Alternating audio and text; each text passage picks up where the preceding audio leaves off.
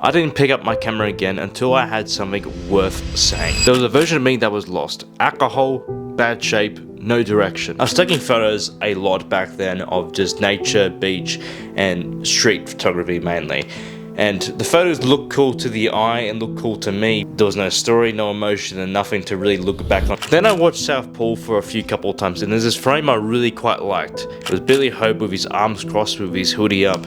It made me feel like a version of myself that was completely like that. Because he was completely broken and lost because he just lost his wife, lost custody to his daughter, and he just lost his whole entire fortune. Literally lost everything, and that man was just in that depression phase of his life, which made me realize that this relates to me a whole lot, relates to that version of me. So I sat down, took the photo, and I have my arms crossed, hoodie up, everything on that frame, and I just felt something. I actually felt something for the first time, of just feeling like exactly like the character, and that made me feel just like depressive, lost, and just a version of myself back then, like just completely like that, like I was explaining earlier. That's when I understood why Batman's villains are so unforgettable, because of what happened to them, of the wounds that cut them open. Mr. Freeze isn't scary because he's cold. He's unforgettable because he has a mission. The only mission he has for his whole entire life is to save his wife and destroy everything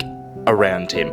Gotham, Batman, destroy anything that goes and comes towards his way. Bruce Wayne didn't become Batman because he was brave. He became Batman because grief gave him a purpose that nothing can take away again, like his parents. Billy Hope didn't fight for the title to come back into boxing. He fought for his daughter. He fought for just one emotion and one thing only, to see his daughter, to see that he can turn himself around and make himself into the man that he needs to be around his daughter. Once I got myself back, I managed to do things a whole lot more differently. No alcohol, staying sober, eating the right things, and taking photos back again, and just starting photography.